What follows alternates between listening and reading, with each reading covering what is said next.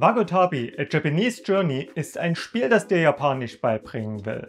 Dafür reist du durch das Land, sammelst immer mehr Sprachwissen und löst dann zahlreiche Aufgaben, bei denen du genau dieses Wissen anwenden musst. Damit will man sich vor allem von den traditionellen Lehrmethoden verabschieden. Doch schafft es das wirklich oder ist es letzten Endes bloß ein gamifiziertes Lehrbuch?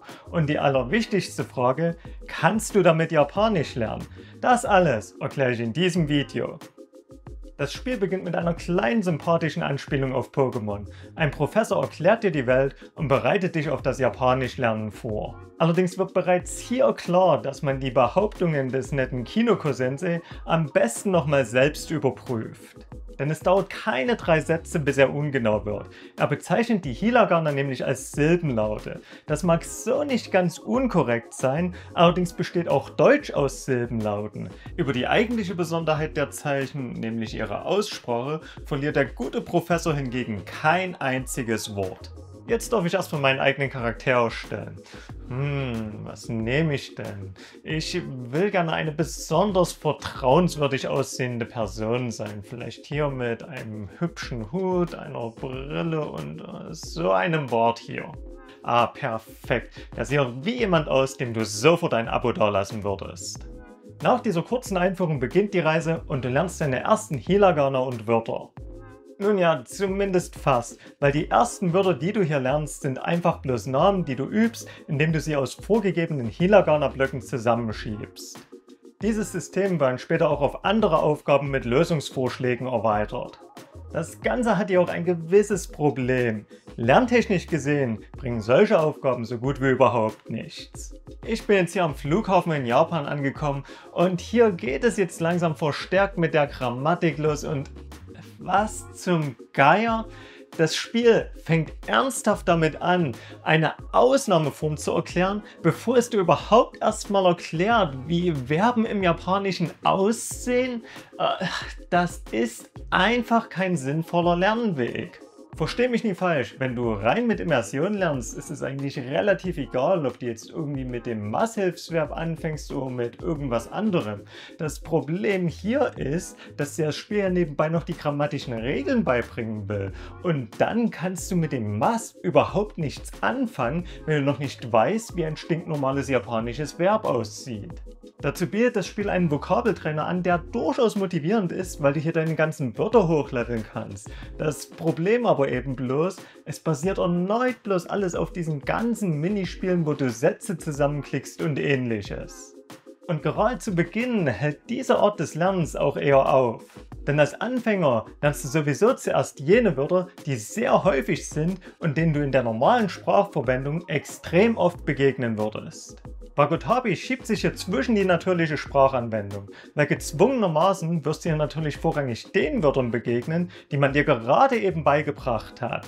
Du kannst damit natürlich durchaus einige Vokabeln lernen, weil nachdem du eine neue gesehen hast, verwendet die so gut wie jeder NPC in dem Spiel. Das Resultat? Du kannst verstehen, was die dir auf Japanisch sagen, was die Grundlage des Spracherwerbs ist. Die Problematik dabei ist bloß, dass das Spiel diesen Ablauf extrem in die Länge zieht. Und damit ist das Kerngameplay von Wagotabi auch bereits beschrieben. Du läufst immer einige Schritte, dann bekommst du neue Vokabeln und Grammatik präsentiert, die du in Zusammenklickaufgaben anwenden musst. Und entsprechend schlecht kommst du hier mit dem Spracherwerb voran. Motivierend ist diese Wortsammelei durchaus. Selbst ich, der die Wörter bereits kennt, kann nicht leugnen, dass es durchaus Spaß macht, immer mehr Wörter zu sammeln.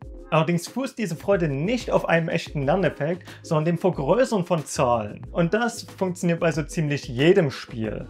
Um dir die Wörter wirklich einzuprägen, so dass du sagen kannst, das Wort kann ich, reicht der im Spiel gegebene Kontext die meiste Zeit einfach nicht aus. Es lassen sich hier auch einige durchaus gute Ideen erkennen. Zum Beispiel, dass du mit deinem Japanischwissen neue Informationen in Erfahrung bringen musst, um im Spiel voranzukommen.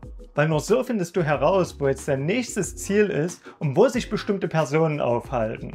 Nur wird dieser gute Ansatz sehr schnell getrübt.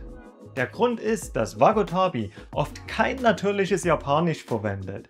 Viele Wörter werden hier entweder falsch genutzt oder gar übersetzt. Zum Beispiel wird behauptet, Supermarkt heiße auf Japanisch Konbini und das ewige Wiederholen des Themas ist schon beim Eingeben einfach bloß frustrierend, weil es nicht notwendig ist. Ein Thema wird immer bloß einmal genannt, wenn es nicht aus dem Kontext ersichtlich ist. Danach ist das klar und muss nicht wiederholt werden. Beim Spielen hier nervt das zudem einfach bloß, weil ich dann immer so ewig umständliche Antwortsätze zusammenklicken muss, was Zeit kostet. Das ist dieser klassische Lehrbuchstil, den Japaner mittlerweile bereits als Ausländerjapanisch wahrnehmen. Die Entwickler sind hier offensichtlich nach dem Gedanken vorgegangen, sie müssen das Japanisch für die Lerner vereinfachen. Aber ich weiß nicht, woher dieser Gedanke kommt, dass das in irgendeiner Weise sinnvoll wäre, weil das Resultat sehe ich hier pausenlos. Das Japanisch, was die NPCs benutzen, ist nicht nur unnatürlich, es ist manchmal einfach komplett falsch und drillt einem wirklich schlechte Satzstrukturen ein. Besonders verwirrend ist das Ganze, weil der natürliche Satz ja nochmal ein Stück kürzer und damit einfacher wäre. Wozu also dieser sinnlose Umweg? Es ist natürlich nichts falsch damit, mit einfacher Sprache zu beginnen, aber denkt zum Beispiel mal an Kinderbücher. Die nutzen wirklich simple Sätze, aber niemals unnatürliche. Und sowas zieht sich wirklich durch das gesamte Spiel. Ich bin jetzt hier zum Beispiel in der Festung des ersten japanischen Großmeisters angekommen, was sozusagen immer deine großen Zwischenprüfungen sind. Und hier will ich jetzt mal ein Gespräch wirklich komplett auseinandernehmen. Du hast hier nämlich die 3 Leute, die sich unterhalten und du musst denen zuhören, um deine nächste Aufgabe zu lösen. Higashi-san wa nani o shimasu ka? Okay, hier lässt sich erstmal nichts einwenden, das kann man so sagen. Higashi-san wa udon o tabemasu. Okay, Moment. Erstmal, die wiederholte Erwähnung des Themas klingt extrem unnatürlich, das habe ich ja zuvor bereits genannt. Das viel größere Problem hier ist aber, dass die nämlich über die Person hier unten am Tisch reden, die gerade Udon isst. Das bedeutet nämlich, dass du hier nicht einfach Udon o tabemasu sagen kannst, es müsste heißen Udon o tabete imasu. Und das Verwirrendste an der ganzen Sache ist, das Spiel erklärt das selbst. Die sagen hier nämlich eindeutig, dass man das nicht für fortlaufende Handlungen verwendet. Aber was ist denn das hier unten, wenn keine fortlaufende Handlung? Doko de Udon o tsukurimasu ka? Okay, kann man so fragen. Wo machst du deine Udon? Sanukishi de Udon o tsukurimasu ne? Was wollt ihr hier jetzt sagen, dass irgendjemand in der Stadt Sanuki seine Udon macht? So richtig Sinn ergibt das nicht. Was die hier nämlich eigentlich sagen wollten ist, Sanukishi de Udon o tsukurarete imasu. Also in Sanuki werden Udon hergestellt. Dafür brauchst du aber zwangsläufig das Empfangshilfsverb Lelu. Nakagawa-san wa Udon ga suki desu ka? Das geht wieder in Ordnung. Udon wa oishii desu. Das ist wiederum ein bisschen schwer. Es wirkt ein wenig so, als versucht er der Frage hier auszuweichen, weil das heißt bloß, Udon sind lecker. Was man jetzt eigentlich erwarten würde, wäre Hai suki desu oder gerne auch etwas länger Hai suki desu oishii desu kara. Nishigawa-san wa Kohi o nomimasu ka? Kann man so fragen. Ich würde annehmen, dass der Gastgeber gerade auf Nishigawa wartet und jetzt wissen will, kann er eigentlich überhaupt Kaffee machen oder trinkt Nishigawa überhaupt keinen Kaffee? Kohi ga suki de wa arimasen. Natürlicher wäre hier als Antwort einfach bloß nomimasen, aber ich würde meinen, ja okay, das geht noch in Ordnung. Nakagawa-san no ie wa doko desu ka? Okay, einwandfreie Frage. Watashi no ie wa Sanukishi ni arimasu. Hier ist wieder das Problem die erneute Wiederholung des Themas. Und da das Spiel immer dieses unnatürliche Japanisch erwartet, hatte selbst ich, als jemand, der The Great Ace Attorney komplett auf Japanisch durchgespielt hat, immer wieder mal Probleme, die Fragen richtig zu beantworten. Und das äußert sich dann so. Der Besitzer dieses Udon-Ladens fragt mich hier, Udon o tabemasu ka? Und ich muss bloß 2 Satzbausteine einsetzen. Dennoch bin ich hier am Überlegen und weiß ehrlich gesagt nicht, was das Spiel von mir will. Mein erster Reflex wäre jetzt nämlich einfach zu antworten, Hai tabemasu. Aber beide Bausteine habe ich hier nicht zur Auswahl. Und jetzt bin ich hier am Überlegen, was es will und merke, okay, Udon o kudasai? Das ist keine natürliche Antwort. Das würde ich in dieser Situation niemals sagen. Er hat mich doch bereits gefragt, ob ich Udon essen will. Warum sollte ich die Udon jetzt also nochmal neu erwähnen? Abseits dessen gibt es später auch komplett banale Aufgaben, die von dir verlangen, von der Massform zurück zur Grundform zu gehen. Aber wozu? Was soll das bringen? Normalerweise kennt man die Grundform und weiß, wie man sie ändern muss, um das Masshilfsverb anzuhängen. Und dass es dann damit anfängt, hier von Konjugation zu sprechen, war natürlich auch klar. Aber Japanisch hat keine Konjugation, weil die sind klar definiert und bezeichnen eine Änderung des Wortes basierend auf Dingen wie zum Beispiel Numerus, Tempus und Ähnlichem. Das passiert bei Japanisch aber einfach nicht. Der Grund, warum diese Ansicht auch in der japanischen Linguistik stark kritisiert ist, präsentiert das Spiel direkt selbst. Endlos lange Konjugationstabellen, die einfach nicht notwendig sind. Und es tut richtig weh, wie das Wort dann hier verwendet wird.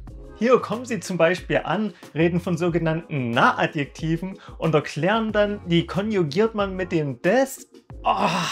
Das verursacht regelrecht Kopfschmerzen. Na-Adjektive gibt es nicht. Das Na ist nämlich bloß eine Verkürzung des alten Ni-Alu. Das bedeutet so viel wie Eigenschaften von besitzen. Das, was immer so liebend gern als Na-Adjektiv erklärt wird, ist in Wirklichkeit nämlich bloß ein beschreibender Verbsatz. Auf Japanisch heißen die nämlich nicht umsonst Keiyodoshi, was so viel bedeutet wie Zustandsverben. Abgerundet war das Ganze durch eine oftmals sehr unnatürliche Sprachsynthese. Meine japanische Frau jedenfalls hat sich regelmäßig über die Aussprache in dem Spiel amüsiert. Hör einfach mal zu, wie das Japanisch in dem Spiel klingt. コンビニに後楽園の切符があります。ちいさいです。 So schlecht ist nicht mal meine eigene Aussprache, an der ich definitiv noch arbeiten muss. Aber im Gegensatz zu Wagotabi sage ich den Leuten wenigstens nicht, dass sie sich an meiner Aussprache orientieren sollen. Man prägt sich hier also falsche Sprachmuster, Aussprache und Wörter ein. Gerade für Anfänger, an die sich das Spiel richtet, ist das problematisch, weil deren innerer Monolog auf Japanisch, den sie zum Beispiel in Gedanken hören, wenn sie etwas lesen, wird dann von der Aussprache in dem Spiel geprägt. Zu Beginn ist es deswegen besonders wichtig, dass du wirklich hörst, wie Muttersprachler sprechen. Und selbst wichtige Eigenheiten wie etwa den Pitch-Akzent, der durchaus die Bedeutung von Wörtern ändern kann, kennt das Spiel nicht mal. Zumindest heißt den nirgendwo erwähnt. Außerdem animiert es zum Early Output. Das Spiel fordert dich bereits sehr früh dazu auf, selbst Sätze zu bilden, in denen du die aus Bausteinen zusammenziehst. Doch zu diesem Zeitpunkt fehlt es dir einfach noch an genug Erfahrung mit der Sprache. Stattdessen animiert es dazu, dass du auf Deutsch denkst und dann versuchst mit der Anwendung von Regeln basierend auf diesem deutschen Satz einen japanischen zu bilden. Das ist besonders problematisch, weil es ist sogar nachteilig, denn dieser Ablauf festigt auf lange Sicht Denkweisen, die in gebrochenen Sprachkenntnissen resultieren. Als Anfänger soll man deswegen davon absehen, so früh eigene Sätze zu bilden. Zu diesem Zeitpunkt ist das Wichtige, dass man 1:1 exakt kopiert, was man von einem Japaner gehört hat. Der fehlende Realismus tut dann sein Übriges und ist auch eine Quelle des verschwendeten Potenzials, weil die NPCs im Wagotabi reden kein Japanisch, sondern einen Mischmasch. Jeder hat bloß einige japanische Sätze auf Lager und springt dann sofort wieder zu Deutsch, während er was anderes sagen will, was du bisher noch nicht gelernt hast. Das schadet dann nicht bloß der Atmosphäre, sondern vor allem dem Lerneffekt. Dabei hätte man gerade hier die Chance gehabt, ein richtig realistisches Lernumfeld zu erschaffen. Nämlich indem man eine Japanreise für den Spieler simuliert, der dann noch pausenlos mit unbekannten Wörtern konfrontiert wird, wie es nun mal auch der Fall wäre, wenn man so wie im Spiel nach Japan reist. Dazu hätte man dann ein Wörterbuch bekommen, um sich in dieser fremden Umgebung zurechtzufinden, während man sich die Sprache aneignet. Also quasi genau die Situation, von der Austauschstudenten immer berichtet haben, die ihnen wirklich erst den Durchbruch bei Japanisch verschafft hat. Die Entwickler versprechen, dass du mit dem Spiel Immersion bekommst, allerdings scheinen sie nicht so genau verstanden zu haben, was das bedeutet. Und auch abseits dessen wirkt es nicht so auf mich, als haben sie sich großartig mit Spracherwerb beschäftigt. Ich weiß nicht, welches Japanisch-Level die Entwickler haben.